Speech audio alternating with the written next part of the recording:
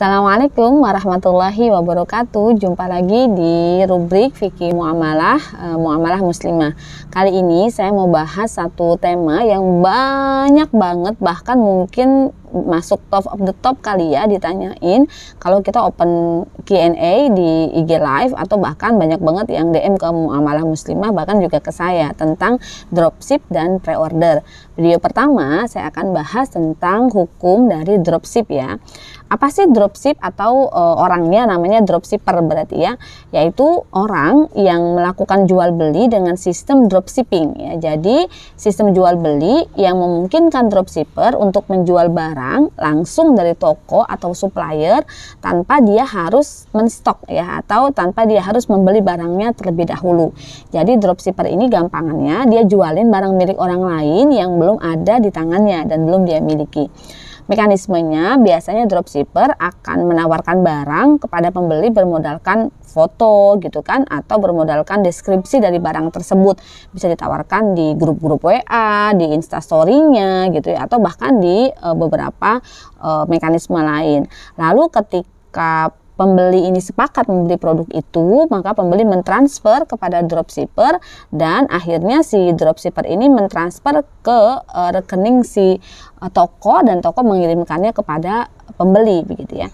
Nah, kalau dari sini maka ada 3 pihak yang terlibat dalam mekanisme dropship, yaitu pertama si dropshippernya sendiri, yaitu orang yang menjadi perantara antara penjual dengan pembeli gitu ya, antara orang yang mau membeli dengan toko atau supplier. Yang kedua adalah si toko atau supplier yang memiliki barang, dan yang ketiga adalah pembeli itu sendiri. Nah, ada 2 model sebenarnya kita bisa pilih yang sesuai dengan akad syar'i tentang dropship ini. Yang pertama adalah supplier memberikan harga kepada dropshipper. Jadi si pemilik barang, baik itu pabriknya atau tokonya atau supplier, dia sudah mematok harga kepada dropshipper. Lalu dropshipper menjual harga yang ditetapkannya sendiri. Jadi dari saya 10.000, silahkan kamu mau markup berapapun. Jadi dropshipper memarkup misalnya di 20.000 atau jadi 30.000. Yang markupnya itu menjadi keuntungan dari dropshipper. Nah, kalau seperti itu mekanismenya, maka dropshipper berlaku sebagai penjual ya.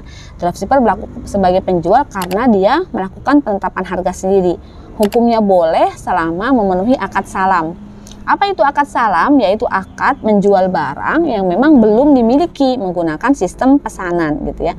Tetapi untuk akad salam ini kita harus hati-hati. Jadi si dropshipper sebenarnya bisa juga menjadi penjual yang menentukan harga akhir, tetapi dia harus pastikan barang-barang yang nanti dijual itu adalah barang-barang yang membolehkan menggunakan akad salam. Jadi dalam hadis riwayat Ibnu Abbas radhiyallahu anhu dikatakan bahwa Nabi datang ke Madinah, sedang mereka orang Madinah biasa melakukan jual beli salam pada buah-buahan untuk jangka waktu 1 atau 2 tahun. Maka Rasulullah bersabda, barang siapa melakukan jual beli salam, maka hendaklah dia melakukannya dalam takaran yang diketahui, dalam timbangan yang diketahui, dan dalam tempo yang diketahui. Lalu para ulama memutuskan atau mengambil istihad bahwa jual beli salam itu untuk barang-barang yang ditimbang atau al-makil, yang ditakar atau al-mauzun, dan yang dihitung atau al-maudud. Dengan makna lain, barang-barang ini adalah barang-barang yang memang diidentifikasi menggunakan takarannya. Contohnya misalnya kita bedakan antara telur dengan kerudung. Telur diidentifikasi menggunakan takaran 1 kilo, 2 kilo, 3 kilo. Maka telur memungkinkan menggunakan akad salam. Sementara kerudung diidentifikasi bukan menggunakan takaran, tetapi menggunakan karakter si kerudung. Karena kerudung satu dengan kerudung yang lain memang sudah terlihat berbeda.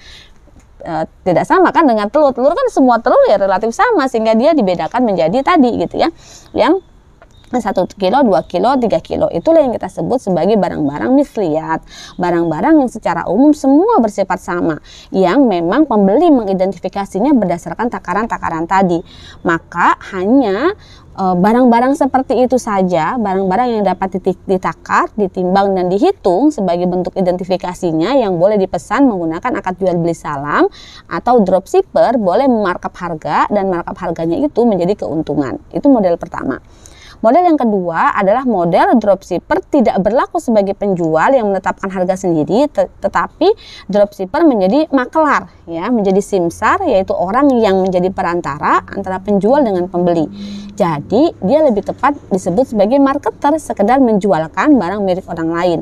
Maka konsekuensinya pertama, dia tidak boleh menetapkan harga akhir, harus dari supplier. Pokoknya harga yang kamu pasang misalnya 200.000, maka setiap 200.000 barang yang harga itu yang berhasil kamu jual, saya kasih keuntungan 10%, atau saya kasih keuntungan 20.000 gitu ya. Nah, itu juga boleh. Sehingga dalam hal ini, di dalam hadis dari Qais bin Abi Gharaza Al-Kinani radhiyallahu anhu, juga para sahabat banyak melakukan aktivitas simsar atau makelar yang disaksikan oleh Rasulullah, dan Rasulullah mentakrir atau memperbolehkan hal itu.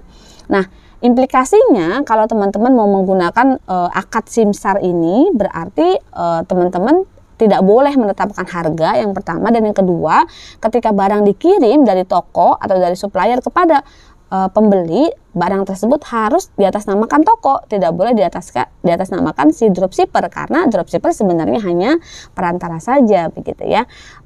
Berarti juga tidak boleh juga dropshipper mengaku-ngaku bahwa itu adalah barang miliknya, karena memang dia betul-betul melakukan proses penjualan.